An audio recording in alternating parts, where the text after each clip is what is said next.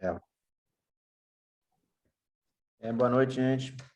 Estamos em mais uma terça-feira aqui, na nossa reunião semanal de Uruonco. Então, dando até uma continuação da nossa reunião de semana passada, como a gente falou sobre o PET PSMA, a colocação dele dentro dos nomogramas mais utilizados, né, uma validação. E acho que para a gente dar continuidade a isso, nada melhor do que pegar um artigo de uma extrema relevância científica, numa revista de grande impacto, que é a The Lancet. Esse trabalho não é tão saindo do forno assim, o trabalho tem aproximadamente um ano, ele foi publicado em março do ano passado, mas foi um artigo bastante falado, né, que foi o próprio SMA, né, publicado pelo grupo australiano, que acho que são quem tem mais experiência com um dos grupos que tem mais experiência com o PET PSMA no mundo, né? E hoje quem vai falar sobre esse artigo para a gente é o residente de segundo ano, João, que está aí na rodada da Uruonco. E obrigado aí, João, pela disponibilidade. Agradecer a presença aí do Bruno, São Colunista, sempre com a gente. E, João, pode começar a sua apresentação, a palavra é sua. Obrigado. Bom, na verdade eu que agradeço essa nossa reunião da Uruonco, é muito boa, sou fã, tenho conflito de interesse em participar daqui porque é muito legal mesmo, sou fã, de verdade. Bom, vamos começar. Hoje eu sou João Boixá, sou residente do segundo ano do Hospital da Urologia do Pedro Ernesto.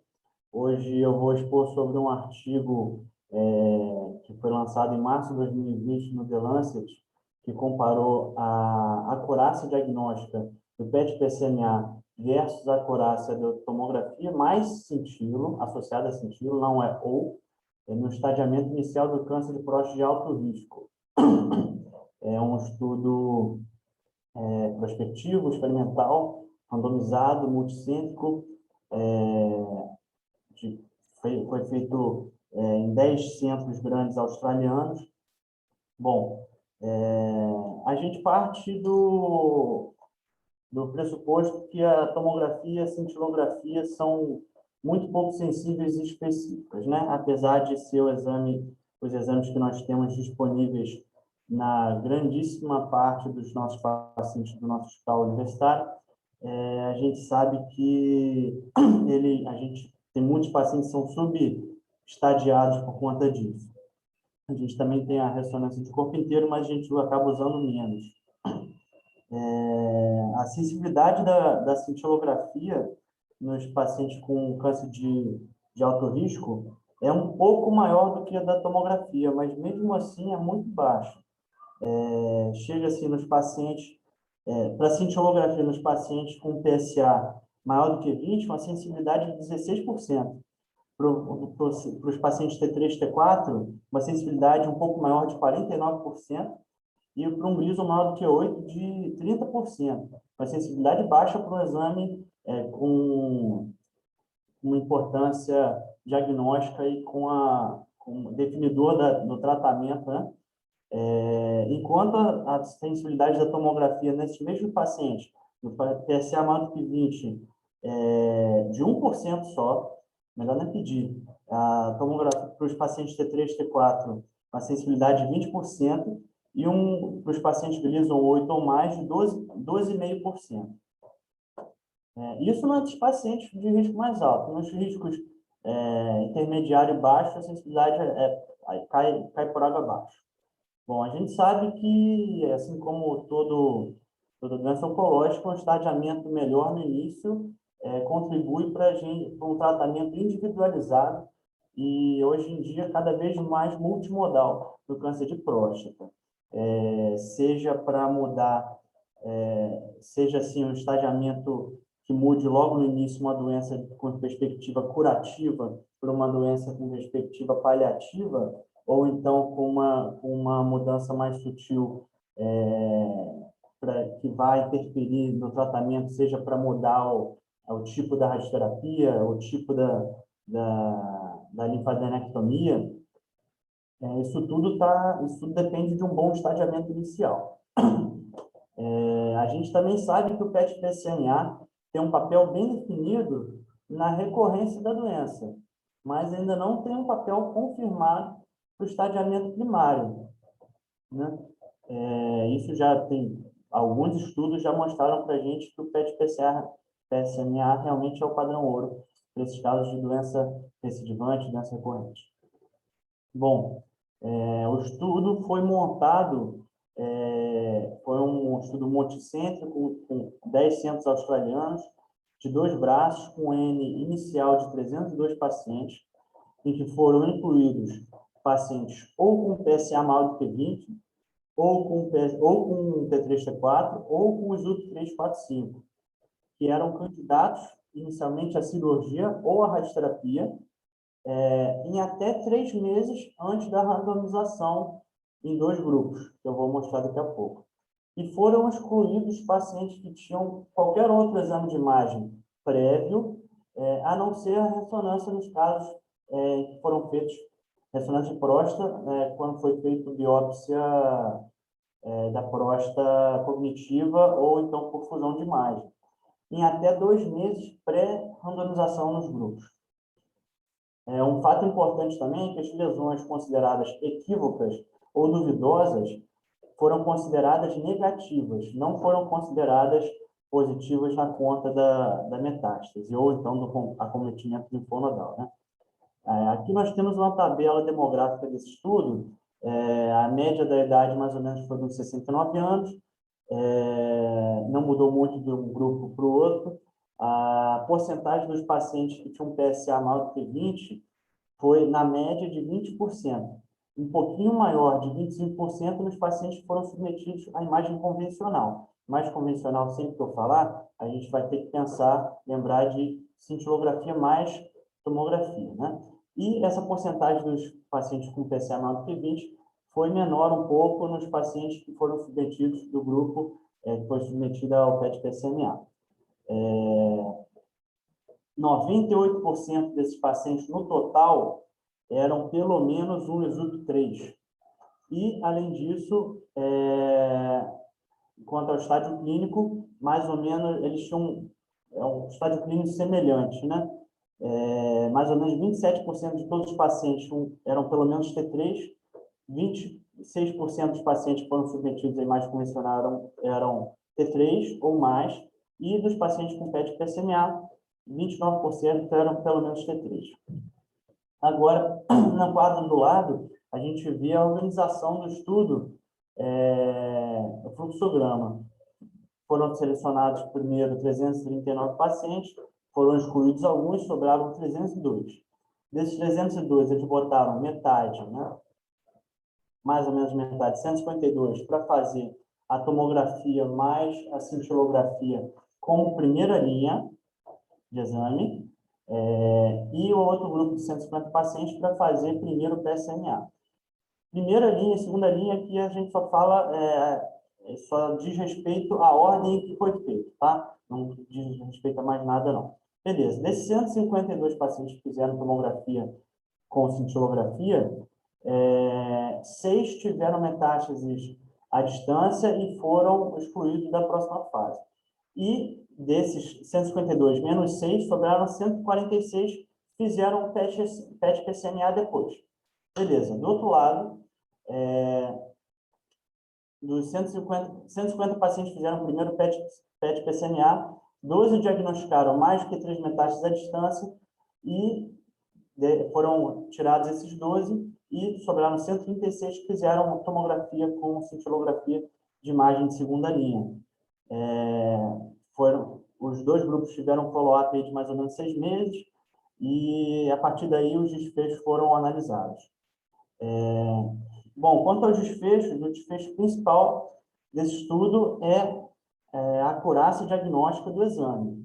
A acurácia diagnóstica ela foi posta em números através do método da área sobre a curva, da Area Under Curve, que é uma relação matemática entre 2 fatores, 2 variáveis, no caso, a sensibilidade e a especificidade para diagnosticar a doença N1 ou M1 na imagem de primeira e de segunda linha. Os laudos desses exames foram todos revisados, essas imagens foram discutidas em grandes centros de radiologia e, assim, os laudos são bem confiáveis segundo o exame.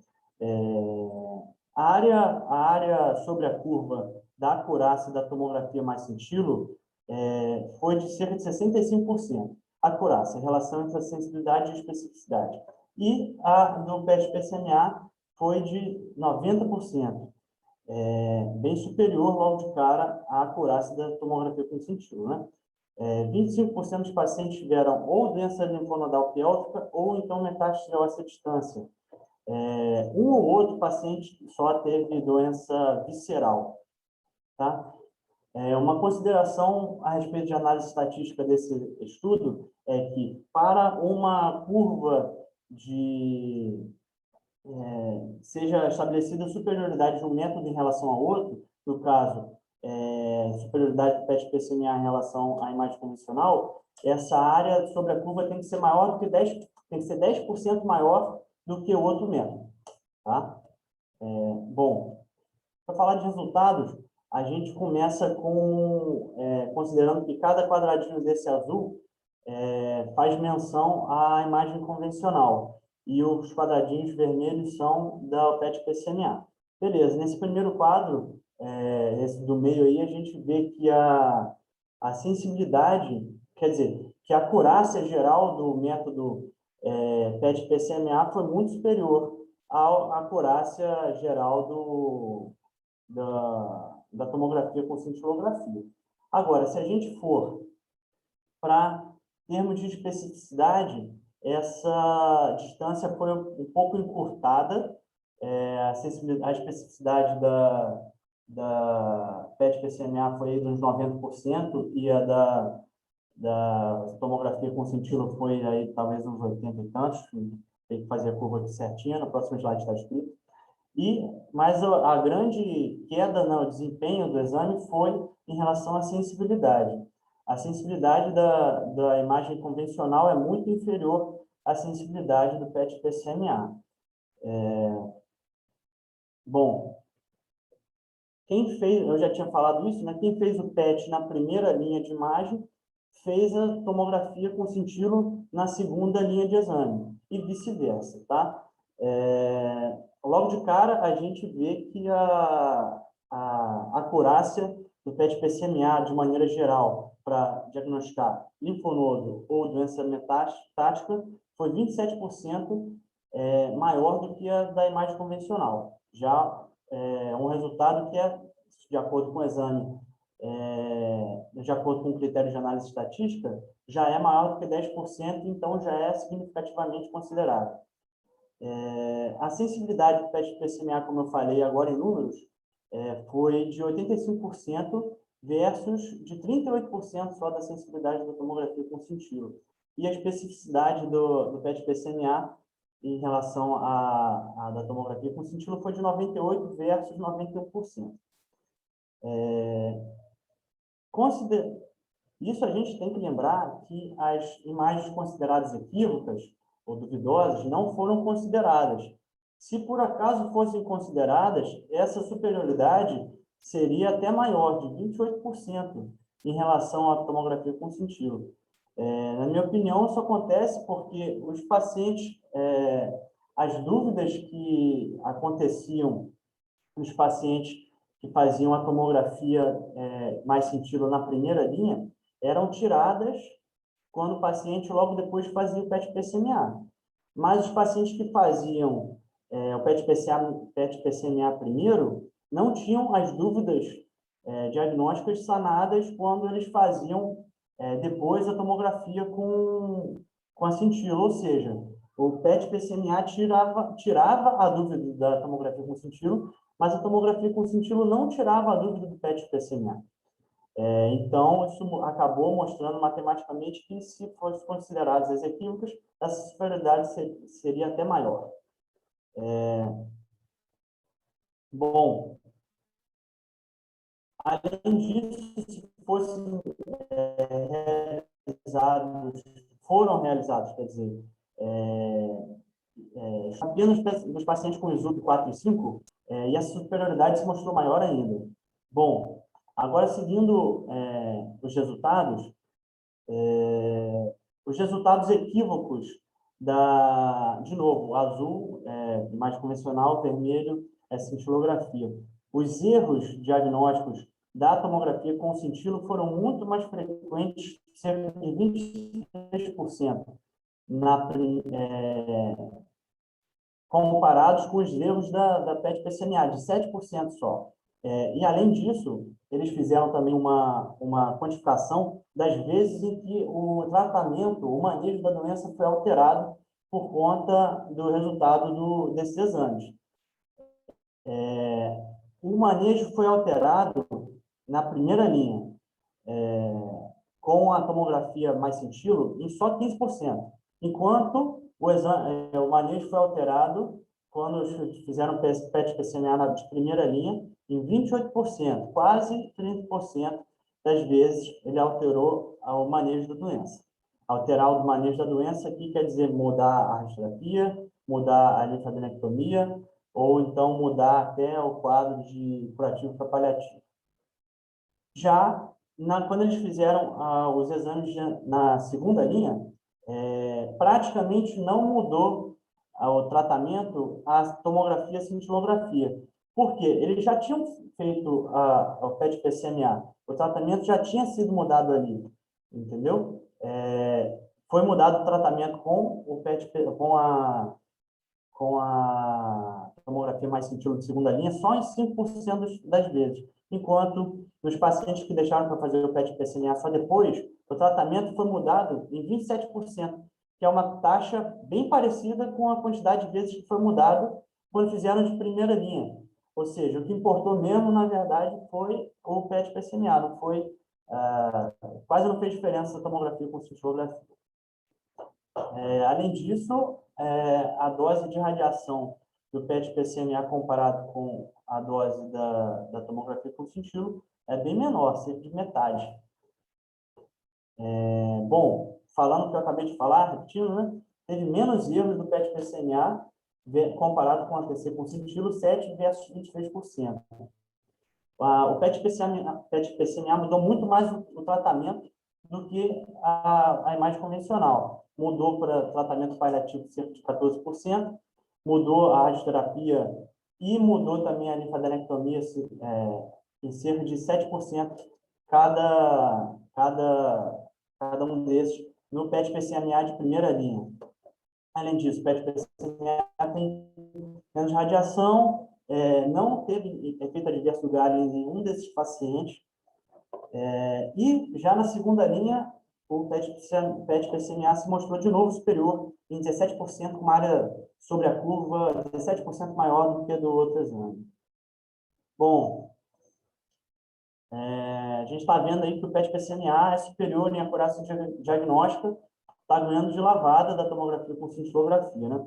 E esses resultados desse estudo, ele corrobora outros estudos também, como esse estudo aí que foi lançado no Journal of Urology em 2016, que mostrou que o PET ele tem uma acurácia maior do que a tomografia ou a ressonância em estadiar linfonodo pré-cirurgia, inclusive comparando com resultados da peça, resultados histopatológicos.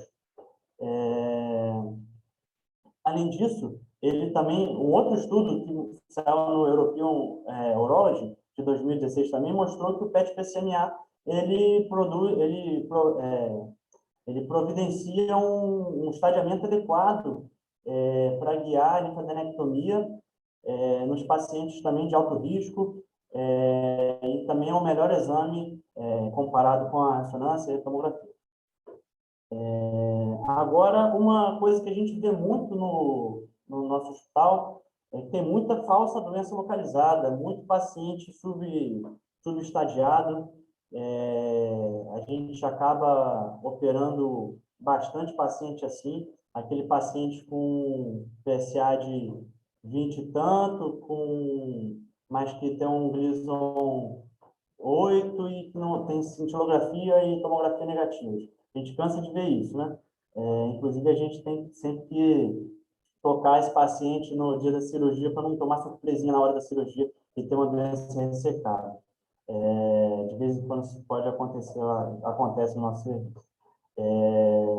Além disso, a gente vê que esses casos subestadiados, eles têm uma repercussão negativa importante no curso da doença, né? Eles aumentam muito a recidiva, esses pacientes, na verdade, falsos localizados, né? A gente vê que eles sempre fazem recidiva, aumenta a chance de metástase em mais ou menos 30%, 35%, aumenta o risco de morte em 15 anos. Então, esse exame tem uma importância também para diminuir esse subestadiamento. A gente vê aqui também nessa imagem que uma coisa que contribui para aumentar a sensibilidade do PET-PSMA é o contraste da cor. Diferente do contraste da tomografia e também diferente da cintilografia, o PET-PSMA logo pinta de uma outra cor que não tem nada a ver com o fundo. Ele pinta de azul, pinta de verde e vermelho, e logo de cara você consegue dizer ali que ali tem doença, que tem radiotraçador presente, tem doença cancerosa. Ao contrário da tomografia, que você acaba muitas vezes vendo só as alterações ósseas mais tardias causadas pelo implante da doença ali. E não necessariamente, você não vê logo a doença cancerosa, você vê a alteração óssea. Isso demora mais tempo para ficar evidente na tomografia. Além disso, a cintilografia tem aqueles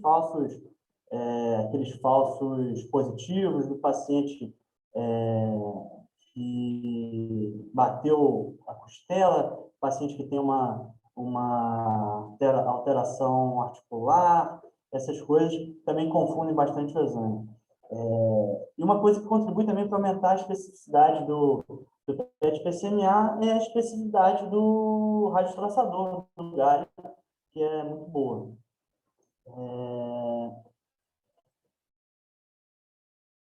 Bom, concluindo, a gente pode usar o PET-PSMA como primeira linha de exame de estadiamento nesses pacientes no PSA, os pacientes de alto risco, né? Como ele tinha falado agora há pouco. E sem exame de segunda linha, ou a tomografia não, com a cintilografia, não vão acrescentar se o paciente já tiver feito PSMA.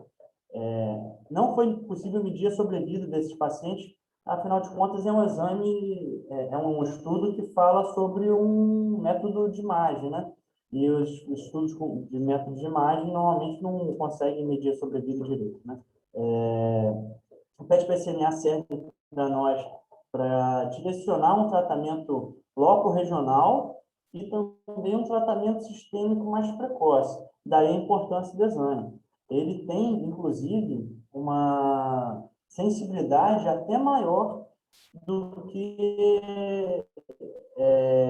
a linfadenectomia mesmo. Isso foi mostrado em alguns estudos. O PET-PSMA tinha sensibilidade maior do que a própria peça. Isso, assim, por conta das variações das linfadenectomias, das variações das técnicas cirúrgicas, das variações de serviço, do cirurgião para cirurgião, enfim. Ele também serve para guiar a linfadenectomia, o planejamento pré-operatório.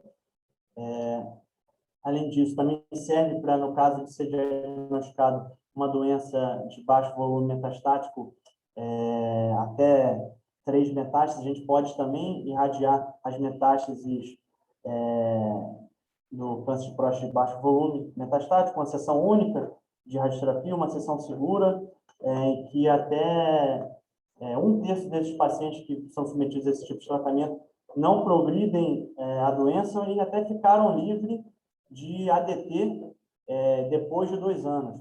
Ou seja, dá para operar esses pacientes e o PET-PSMA favorece também o planejamento pré-operatório e o tratamento desses pacientes, né?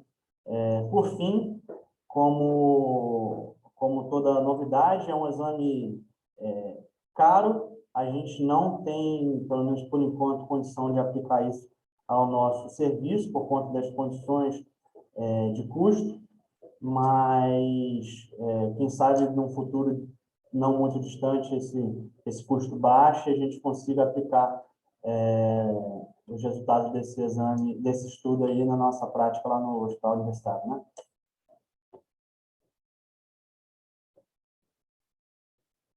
É isso. Muito bom, João. Obrigado. Essa sua apresentação aí hoje foi brilhante, aí, parabéns. Acho que você estava mais solto hoje, mais tranquilo e talvez até mais a par aí do assunto, estudou mais. E realmente foi muito boa a apresentação, bem didática. Eu teria alguns comentários para fazer, mas eu vou preferir segurar um pouquinho, porque hoje estamos com a presença aí do Bruno. O Bruno é de casa, né, já, é nosso oncologista aí do serviço, né? Temos um convidado de fora e já vou pedir para o Bruno apresentá-lo e fazer os comentários, né, médico nuclear. Eu acho que ninguém melhor do que ele para poder nos falar um pouquinho. É só um comentário que eu queria fazer, não relacionado ao estudo, né, mas como é interessante as coisas, né? Quando o Fernando começou a falar, né, a gente considera antigo já um trabalho de 1 ano, né? Eu sempre falo isso, né? Porque antigo assim, entre aspas, né? A gente dentro da oncologia é muito bom a possibilidade que a gente tem de estar se atualizando constantemente e rapidamente se desatualizar, né? Passa um congresso, um evento científico desse, esse trabalho aí, se eu não me engano, ele foi apresentado na ASCO-GU, ou foi logo depois dele, do ano passado. Foi um trabalho, foi publicado depois na Lancet, que é uma das maiores revistas do mundo. Para mim, são dados estatísticos muito potentes, é um trabalho muito robusto, que muda formas de se entender a doença, e tem 1 ano só. Isso aí você não vai ver em livro nenhum, né? Então, dentro da uro-oncologia, eu sempre falo, a gente tem a oportunidade aqui de poder ver a vida real, como ela é, né? Os trabalhos reais, e isso no livro não tem. Não adianta você pegar um livro que não tem nem como um trabalho de 1 ano cair num livro, ser publicado, ser escrito, ser impresso. É impossível. Então, só tem uma forma de aprender uro-oncologia, através dos congressos, trabalhos, estudos, e estar a par disso tudo. Mas, sobre o trabalho em si, eu vou me ater aqui, não vou falar nada. Por enquanto, vou tentar fazer um compilado aí de take-home message. Vou passar a palavra aí para o Bruno, né? Enfim, para o Bruno fazer comentários, o que ele quiser dizer, e também apresentar aí nosso amigo aí que está presente, médico nuclear, José Leite. Obrigado pela presença. Bruno, Obrigado, Paulo.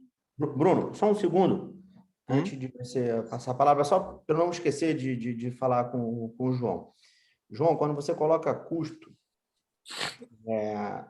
a gente sabe que ainda não é um exame, o custo é de fato um pouco elevado, mas você tem que pensar o seguinte: o exame é uma realidade, tá? As operadoras de saúde ainda, estou falando vida privada, elas ainda não estão autorizando o método, mas acredito que muito em breve isso vai acontecer. Você está no final do teu R2, ano que vem você termina a tua residência e você vai para o mercado de trabalho. Então, quando a gente fala sobre assuntos como esse aqui na nossa reunião, são coisas que é para você levar para a tua vida prática, sim, né? Mesmo lá no Pedro Ernesto, mesmo no hospital público, de vez em quando nós temos alguns pacientes que fazem o exame, né? Inclusive o caso que a gente discutiu na semana passada, foi um paciente que teve a disponibilidade de realizar o exame. Então, quando você falou assim, que em breve isso vai poder ser uma realidade, é uma realidade, tá? É uma realidade. Você vai terminar a residência, você vai sentar na tua clínica privada e você tem que oferecer o que tem de melhor para o paciente. E nada mais importante que você estar a par de todos os assuntos, até para você falar com propriedade para ele a importância. De fato, nessa situação, vale a pena você ter um custo um pouco maior de realizar esse exame, que, como você mesmo falou na tua apresentação, né, cerca de 28% dos casos acabou mudando conduta. Então, se você é um exame que muda a conduta, acaba se tornando uma coisa muito relevante na saúde de um paciente, mas um paciente com câncer. tá? Desculpa, Bruno, foi só para não esquecer de fazer esse comentário que eu achei relevante nessa situação. Te devolvo a palavra, meu amigo. Imagina aí, Fernando. Obrigado aí, Paulo. Eu sugeri ao Paulo, como o tema hoje era um tema relacionado à medicina nuclear, para a gente convidar o José Leite. O José Leite é responsável lá pelo me corrija, hein, Zé, se eu estiver falando bobagem aí, responsável pelo PET-CT lá do CDPI, acho que ele pega também a questão da Unimed também, do PET-CT da Unimed, acho que de toda a DASA, né, Zé? Você está como responsável técnico lá e como médico também, lauda também de forma exemplar lá, todas as dúvidas que eu tenho eu ligo para o Zé, me auxilia lá, tira as dúvidas, manda eu ir além, enfim, quando preciso de mais exame. Aliás, há pouco tempo, eu queria até que o Zé comentasse um pouco sobre isso. Às vezes eu vejo também o PET, né? No caso do PSMA, às vezes a gente acha que ele vai resolver todas as questões. E há pouco tempo tive até um caso que eu discuti com o Zé, o paciente tinha alguns achados no PET, PSMA, e eles não eram, ao contrário do que a gente pode imaginar, específicos. Eram 2 achados só num paciente que era um paciente de alto risco, mas que a gente ficou na dúvida se era lesão ou não. O Zé até orientou para a gente fazer com uma colega uma ressonância ainda para avaliar, não da costela, e aí eu acho que ele pode comentar melhor por que não fazer da costela nesse caso, acho que ele vai lembrar desse caso, mas de uma outra lesão, fazer uma ressonância com difusão, enfim, para avaliar se tinha ou não substituição da medula óssea. Ou seja, às vezes a gente pode também se encrencar com mais exame, mas, no geral, sem dúvida, o exame, o estudo é claro, né? Ele acrescenta, né? Mas às vezes ele pode trazer desafios adicionais ainda. A gente recebeu um resultado que ainda traz novos exames para a gente esclarecer. Aí eu não sei, Zé, eu queria que você comentasse aí um pouco mais aí sobre o estudo. Eu acho que não cabe aqui a gente, pelo menos para mim, fazer qualquer comentário, tendo você aqui com certeza na mesa para falar com mais propriedade para a gente aí. Boa noite a todos. Primeiramente, queria agradecer ao Bruno, né? O Bruno é mais que amigo aí, é irmão, a gente sempre tá trabalhando junto. Eu só vou discordar de uma coisa, eu acho que vocês que têm mais propriedade para falar do que eu, cara, porque eu só vejo o exame, vocês veem o exame e o paciente, então vocês têm um feedback muito maior que a gente tem.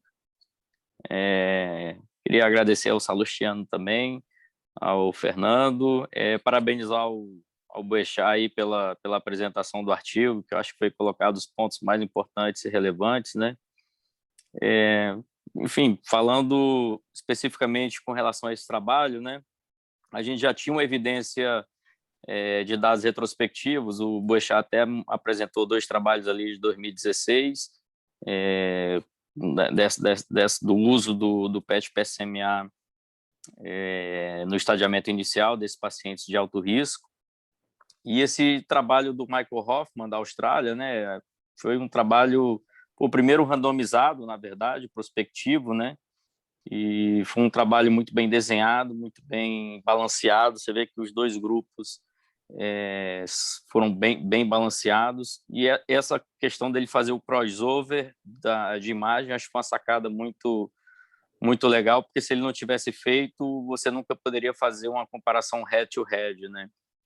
Assim, acho que de lição que a gente tira, isso eu estou falando, lógico, mais para mercado privado, né? Eu sei que tem essa questão de dificuldade de ter o acesso em hospitais públicos, né? Mas a verdade é que, hoje em dia, paciente de próstata com tumor de alto risco, se você tem a disponibilidade de fazer o PET-PSMA, assim, não há dúvida, né? A gente vê isso direto, como a gente detecta, às vezes, linfonodos pequenos, fora de drenagem habitual, como, por exemplo, a gente cansa de ver paciente, às vezes, com drenagem ali no mesorreto, retal superior, que é uma cadeia que não é abordada nem por cirurgia, nem por radioterapia, né?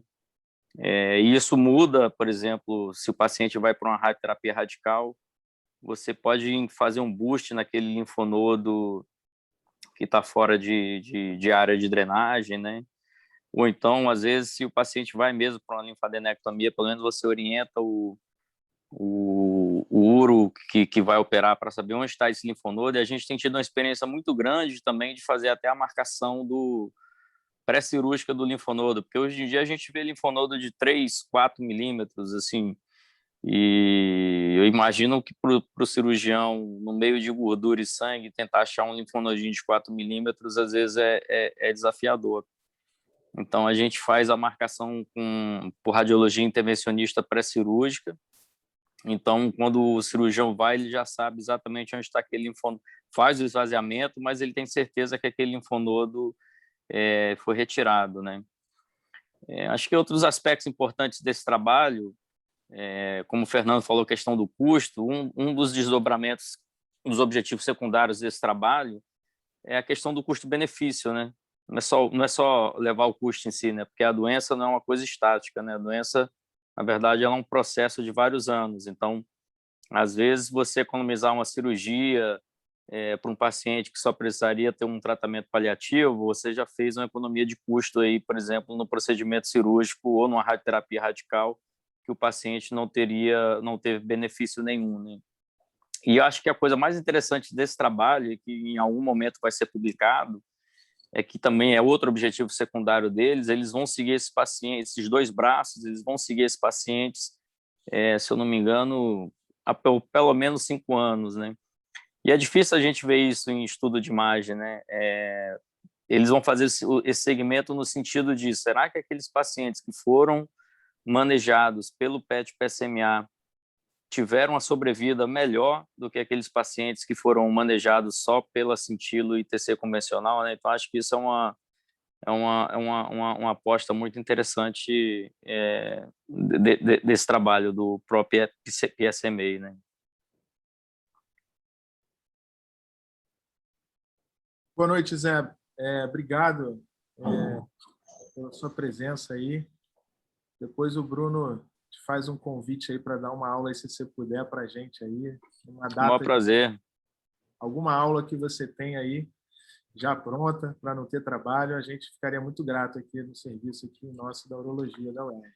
As ordens, até já uma vez fui aí, o professor Damião me chamou, acho que você estava, se eu não me engano, acho que você também estava para dar aula para os residentes, naquela época que não tinha Covid, nada, e a gente foi aí, mas estou às ordens aí. O convite já, depois o Bruno organiza isso aí para a gente. Eu tenho umas perguntas para fazer. Essa questão do PET-PSMA, isso que você falou é muito interessante, né? A gente tem um método diagnóstico que já vinha com vários indicativos aí de ser superior através de estudos retrospectivos, séries de casos, né? Estudos observacionais. E aí veio esse estudo PRO-PSMA, que eu acho que é o mais relevante, né? Dentro da PET-CT, PSMA, né? No sentido diagnóstico, sem sombra de dúvida, né? Veio mudar. Ele, na verdade, eu acho que ele trouxe, ele acabou com a discussão, né? Não se fala mais sobre isso. Como método diagnóstico, ele é superior. Ontem, até numa reunião aqui da SBU-RJ, teve um comentário muito interessante, né? Que você não tem como desver uma coisa, ela já está acontecendo. É um método diagnóstico superior. A gente não pode desver isso, não pode fechar os nossos olhos a isso. Né? A gente vai ter que interpretar isso e trazer melhorias, de certa forma, com isso. A gente não pode, não, eu não quero ver, eu quero deixar de ver. É impossível. A gente teve um caso recente que a gente discutiu até na semana passada e surgiu uma pergunta nossa aqui que eu acho uma dúvida que fica entre a gente. Né? Era um caso, eu não vou lembrar todos os detalhes, o Ernesto até pode comentar sobre ele. Um caso que apareceu para a gente no ambulatório, um paciente que ele era alto risco pelo PSA, um PSA bastante elevado, ele era no ISUP 2 ou 3, se não me engano, no pré-operatório, foi operado fora, provavelmente ele fez uma linfadenectomia só obturatória, eu acredito, né? E ele evoluiu no pós-operatório com PSA de 1,5. Persistência de PSA, né? E aí, enfim, é um paciente jovem, ótimo estado geral. Até queria também que o Bruno comentasse sobre esse caso. Paciente jovem, com ótimo estado geral. E aí eu e Fernando, a gente discutiu e achou... esse é um paciente que até 3 anos atrás, 4 anos atrás, a gente e iniciaria tratamento sistêmico para ele, porque foi uma coisa, persistência de PSA, paciente de alto risco. Na peça veio um Gleason 9, tá? Um T3B, se eu não me engano, tinha invasão de vesícula seminal, um PSA de 1,5. Enfim, péssimo prognóstico, né? Aí a gente falou, olha... T2C, professor. T2C, né?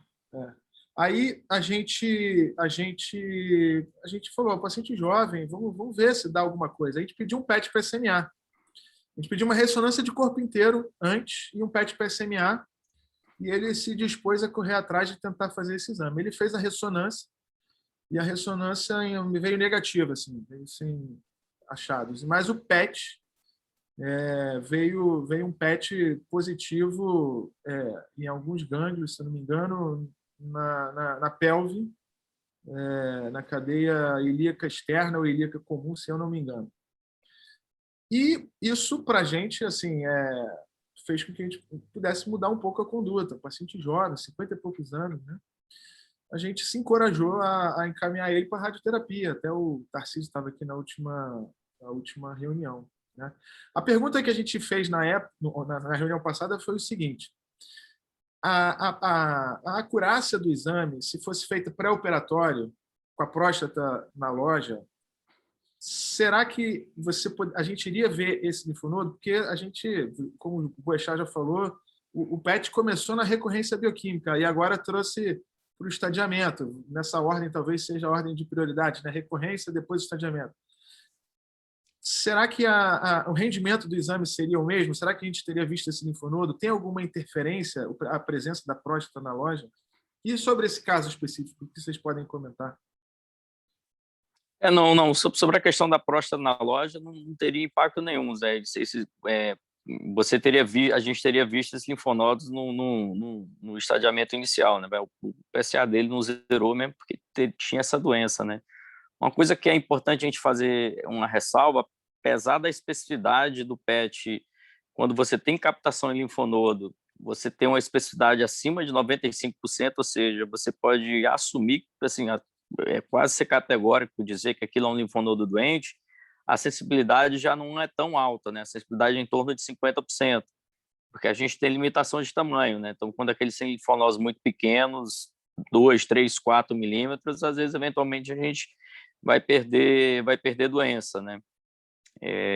Então, assim, o valor preditivo positivo é lá em cima, é altíssimo, o valor preditivo negativo que não é tão alto. Então, não é incomum, por exemplo, de você ter um PET PSMA negativo em linfonodo pélvico, esse paciente vai para esvaziamento ganglionar e você achar um N1 oculto lá, né? Então, por exemplo, provavelmente esse paciente, se ele já tinha linfonodo em cadeia ilíaca comum, era bem possível que ele já tivesse doença até ali no reto peritônio também, não vista no exame, né? Mas, enfim, isso é mais locubração, né? Ô Zé, esse caso específico foi um linfonodo de 6 milímetros, Paulo, né?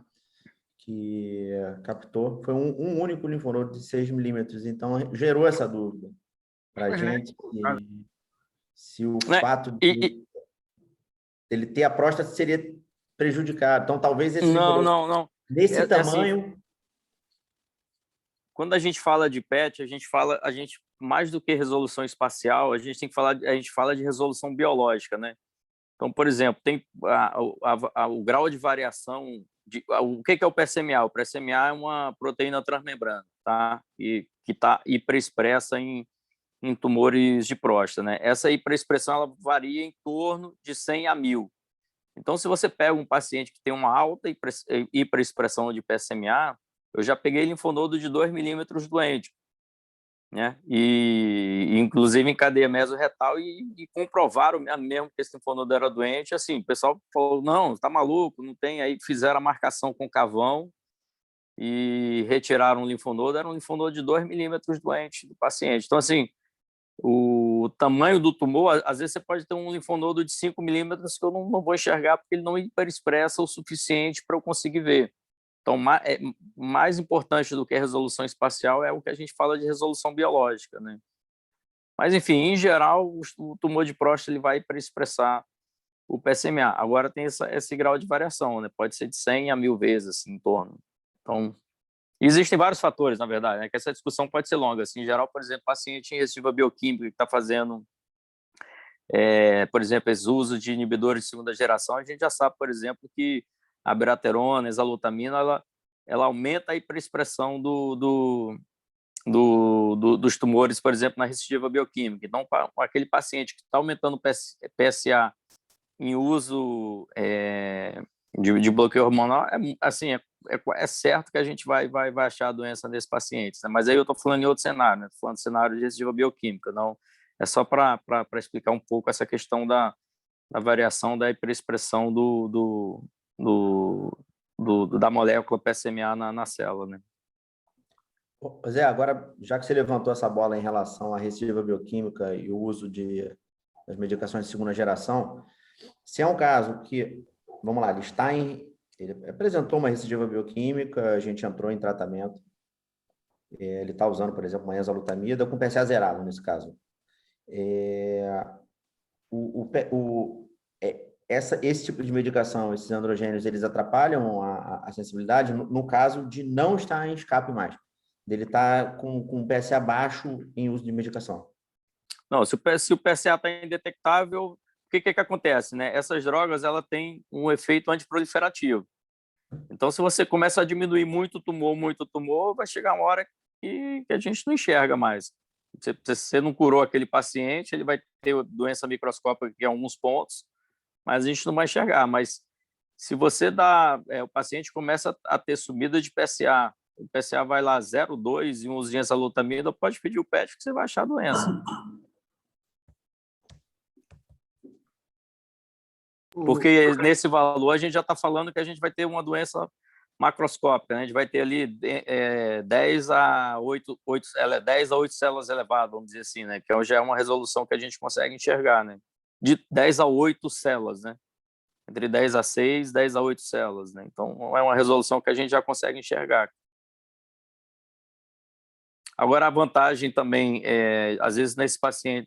Enfim, porque essa discussão ela é muito ampla, né? Assim, e eu acho que para vocês é uma coisa que vai mudar bastante, assim, só elucubrando algumas coisas assim para vocês, né? Já existe o PSMA marcado com tecnésio, né? Eu não sei se vocês, eu acho que não são tão acostumados a fazer cirurgia radioguiada, né?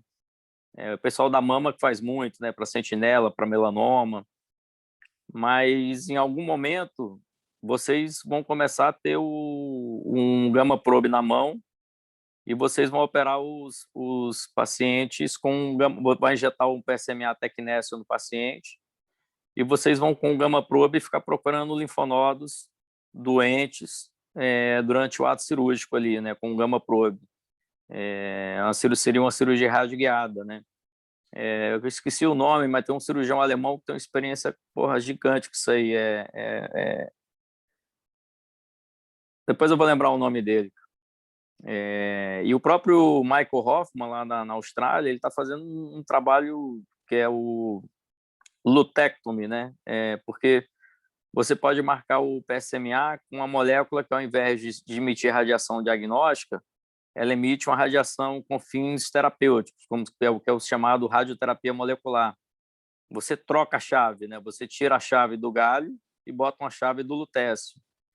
Então, já estão tendo trials onde, nesses pacientes de alto risco ou com doença localmente avançada, você faz 2 ciclos de PSMA lutécio, como fosse, entre aspas, uma neoadjuvância, e opera esse paciente. Esse trial já está em andamento, já, né? Chama lutectomy, né? E aí eles vão comparar os resultados se você consegue fazer uma esterilização maior desses pacientes, né, nessas situações, né?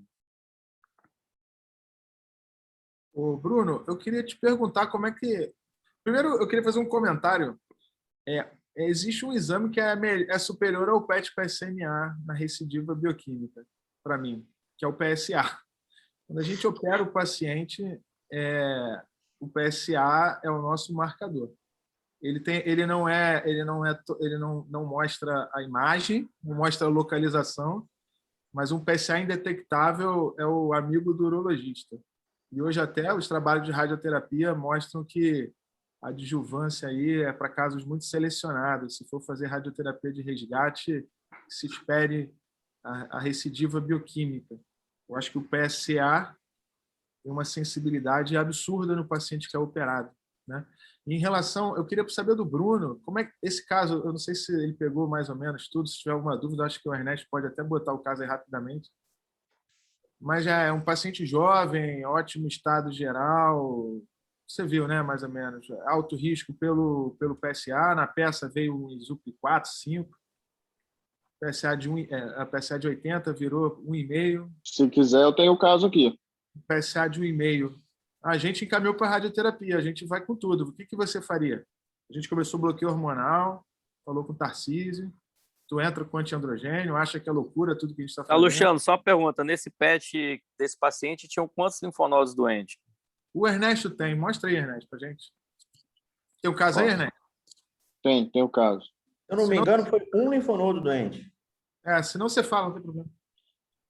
Assim, a princípio, a gente olhando as imagens, a gente até depois eu estava revisando, eu acredito que a imagem que eu botei no slide, que eu tinha visto com o professor Paulo, talvez não seja a imagem que a gente que foi laudada como uma imagem suspeita, porque ela era muito similar a outras coisas, e no laudo falava de um nódulo só de 0,6 por 0,6 centímetros na cadeia linfonodal da ilíaca, da ilíaca externa.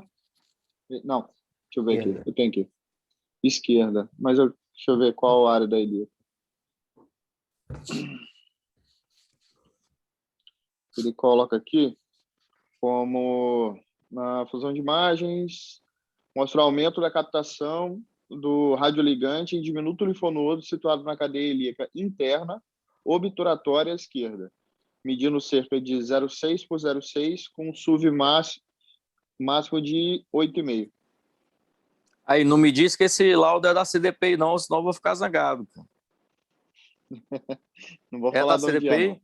Não, beleza, Não. porque ilíaca interna obturatória tá errada, né? Seria obturatória, ilíaca externa obturatória, né? Se for da CDPI, depois tu me manda o zap aí, quem for o médico que deu o laudo aí, que eu vou dar um puxão de orelha lá. Não foi não. Então tá bom. O que você acha aí, Bruno? Quero ouvir tua opinião aí. Entra com a enzalutamida, abiraterona lá, tu investe aí. É loucura? Pode falar a verdade. Não. Esse paciente é um paciente jovem, como você estava falando, né? E o PSA muito alto ao diagnóstico. O Gleason final dele, ISUP 5 ou 4 ou 5, né? É um paciente de altíssimo risco para doença sistêmica, né? Então, assim, muito Ele provavelmente... era ISUP 2 e na peça cirúrgica deu um ISUP 5 e o PSA inicial dele era 86, depois da cirurgia só caiu para 1,5. Para 1,5. Quer dizer, o diagnóstico final dele depois da cirurgia, já sabemos depois da cirurgia, era o ISUP 5, né? E ele tem um PSA muito alto. Então, assim, a chance de ter doença sistêmica é muito alta. Agora, eu acho que a gente tem que dar, assim, a tendência hoje, até na doença metastática, oligometastática, tem sido tentar fazer algum tratamento local. Então, se a única evidência de doença dele é um linfonodo, só um linfonodo, eu acho que a tentativa de vocês é super válida, né? Tentar tratar esse linfonodo isolado, só tem esse pelo menos de sinal de doença dele no momento é só esse linfonodo, eu tentaria também tratar, cara. Eu conversaria bastante com o paciente antes, né, em relação à questão de evidência, mas eu acho que vale a tentativa. Num paciente jovem, ele provavelmente vai morrer da doença, né? Ele vai morrer de câncer de próstata. E depois é muito mais difícil você não ter tentado, né, dar um controle definitivo para a doença, do que o contrário. Você tentou, falhou, mas eu acho que tem muito pouco a perder, na verdade, com essa tentativa, né? Bruno, ontem na discussão da SBU teve um caso exatamente igual ao nosso. E foi muito interessante que o pessoal caminhou para essa linha. Entraria com antiandrogênio? Não entraria. O pessoal entrou mais ou menos uma ideia de fazer um tratamento por 2 anos. O que tu acha? Eu acho...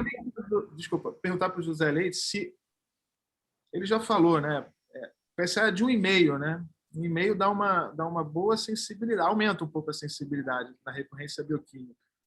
Você falou, José, que a chance dele ter outros linfonodos que a gente não diagnosticou é possível e elevada, né? A gente, até que ponto, qual o percentual que a gente pode dar de sensibilidade nesse PSA de 1,5? Porque esse cenário não seria bem um cenário assim, de recidiva bioquímica, né? Na verdade, é um PSA aumentado pós-cirúrgico, né? Mas se a gente fala no cenário de recidiva bioquímica, assim, 1,5 a gente está falando que é quase 100%, não, 100% não, está próximo de 80% que a gente vai identificar o sítio de doença. Mas nesse caso dele aí também foge um pouco a discussão, assim, o que a gente tem de evidência, porque o que a gente tem de evidência são aqueles pacientes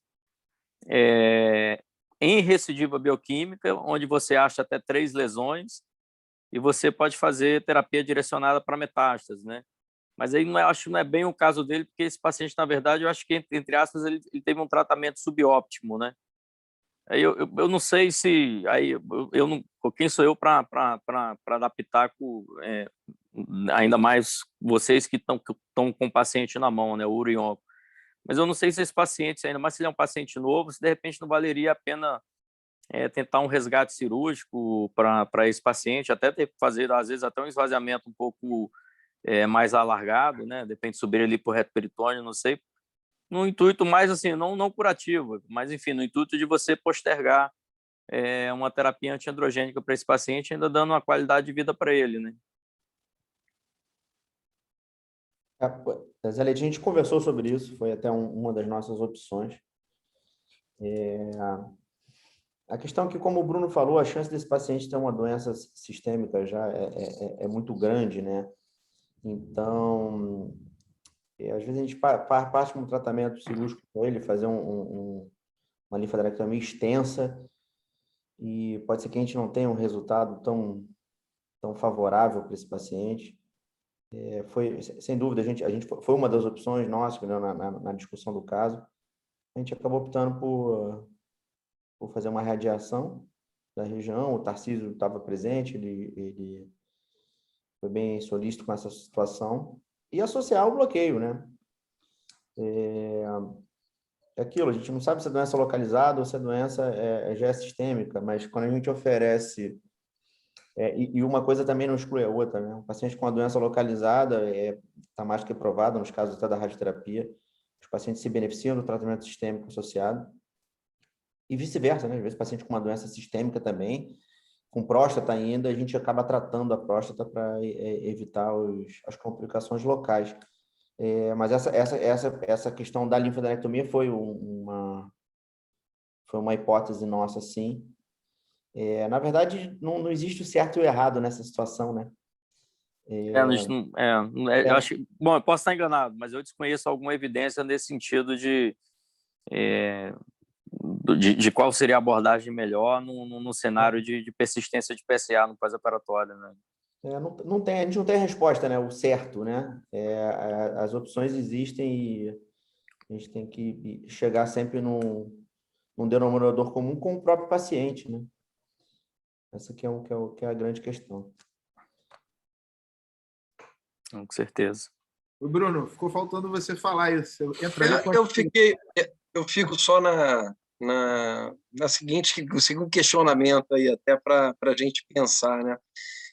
A ideia do ADT que vocês estavam falando, sem dúvida, os pacientes N1 parece ser beneficiar, ainda mais um paciente com critério de alto risco, né? O PSA muito alto diagnóstico, um ESUP 5, é um paciente, sem dúvida nenhuma, candidato a ficar em ADT, talvez para alguns até um tempo superior a 2 anos, ficar em uso de ADT. Mas eu fico perguntando se não vale a pena irradiar esse paciente e ver a resposta bioquímica dele, né? Talvez a gente não tenha, não tem muito volume de doença, não precisa ter o ADT ali para ter o efeito terapêutico da radioterapia, muito pouco volume de doença que você vai tratar, eu tenho certeza que esse linfonodo vai ser tratado. Se o PSA dele subir depois, é doença à distância, é doença retroperitoneal, é doença que a gente não tratou, então a gente não precisa do ADT agora para tratar esse linfonodo, e acho que a gente vai ter essa resposta, se a gente tem mais doença, né? Então, eu acho que eu não começaria a DT para ele agora, não. Deixaria ele irradiar e faria DT depois, veria a resposta bioquímica pós-radioterapia. Eu queria ouvir a opinião de vocês aí, se vocês fariam isso. Não, foi muito bom esse seu comentário que corrobora o que eu estava falando, né? Eu acho que eu faria ADT, mas quando você faz ADT, você perde a sensibilidade do PSA, que era o que eu estava falando, né? O PSA é o exame mais sensível, ao meu ver, para detecção de doença presente. Né, Fernando? Não sei. Acho que a Não, gente... esse comentário do Bruno foi excelente, né? Foi um comentário excelente. A questão é que como a gente... por exemplo, até o Paulo iniciou falando o caso assim. Há pouco tempo atrás, a gente, quando não tinha disponibilidade de exames com acurácia maior, esse paciente já entraria automaticamente no bloqueio, né? Por conta das evidências, se a gente for jogar aí estatisticamente, a chance desse paciente ter uma doença sistêmica é muito alta. A nossa opção por utilizar o bloqueio associado é uma segurança maior da gente não estar deixando de tratar a doença do doente. Mas, por outro lado, eu te entendo completamente, Bruno, de você irradiar e esperar, até porque não vai ser tanto tempo assim que a gente vai estar perdendo caso esse PSA não baixe. É aquilo, a gente vai conversar esse caso aqui durante um dia inteiro e vão ter várias opções aí para o tratamento, mas é muito bem colocado esse teu comentário. Acho que segue um pouco essa ideia daquele trabalho do JCO, né, que na verdade foi feito até com Pet Colina, Stampede, não sei, agora eu posso estar confundindo o nome, mas que pacientes em recidiva, mas só que é aquele outro cenário, né, de recidiva bioquímica, né, pacientes com até 3 metástases, você faz a terapia direcionada para metástases, você dá ganho de sobrevida livre de doença, enfim, adia o ADT desses pacientes e tal, né, então realmente faz sentido, às vezes depende de fazer um SBRT para esse linfonodo, e aí, enfim, aí tem que ver com o pessoal da radioterapia se acha válido ou não ampliar e pegar a área de drenagem também, enfim, não sei. Aí era bom um radio-oncologista para opinar também, né? Eu acho que esse trabalho foi Stomp Trial, né? Acho que é Stomp Trial. É isso aí, Stop Trial. Mas lembrar até que esse Stomp Trial foi feito com PET Colina, né? Não foi feito nem com PET PSMA, né? Então, é uma diferença, assim, sem sombra de dúvida, se a gente pudesse ter incorporado o PSMA nesse seria, eu acho que o resultado seria mais impactante ainda. Zé, uma coisa também, acho que você deve concordar, o fato do PET-PSMA demorou muito para ser aprovado no FDA, para ser utilizado nos Estados Unidos, né? Qual seria a sua opinião, assim, agora com o aumento do uso na América? É bem provável que a gente vai ter mais trabalho aí, né? Mostrando resultados até... Não, com certeza, cara, na verdade, assim, a primeira pessoa que começou a utilizar foi até o grupo australiano aí, com o Michael Hoffman lá, o Piramec, em 2013. Os Estados Unidos, cara, eles demoraram muito enquanto isso aí se difundiu na Europa, até mesmo no Brasil, a gente começou a ter PSMA antes dos americanos, né? Mas é que o FDA ele é muito enrijecido para você entrar com um radiofármaco novo e começar a utilizar na prática clínica, né? Eu lembro que eles utilizavam a fluciclovina, não sei se vocês já ouviram falar desse radiotraçador, que é o Aximo, né? O nome comercial dele. Porque, assim, é um radiotraçador muito inferior ao PSMA. Então, a gente usava PSMA aqui, os americanos estavam usando o Aximo, né? Eu lembro até que teve um paciente que foi para lá, o médico de lá pediu para fazer um Aximo, sendo que aqui a gente podia fazer um PSMA nele, né? Mas é mais por essa razão mesmo. Eles demoraram porque eles são muito enrijecidos no sentido, engessados no sentido de tem que fazer estudo fase 1, fase 2, fase 3. Então, quem primeiro fez o fase 3 lá foi o grupo da UCLA e da UCSF, onde eles conseguiram a liberação, mas eles conseguiram a liberação só para eles, só para esse grupo, porque a gente está falando de galho, o galho, a minha vida é de 1 hora, eles não conseguiriam distribuir. E aí depois veio o grupo da Hopkins e liberou o YPL, né?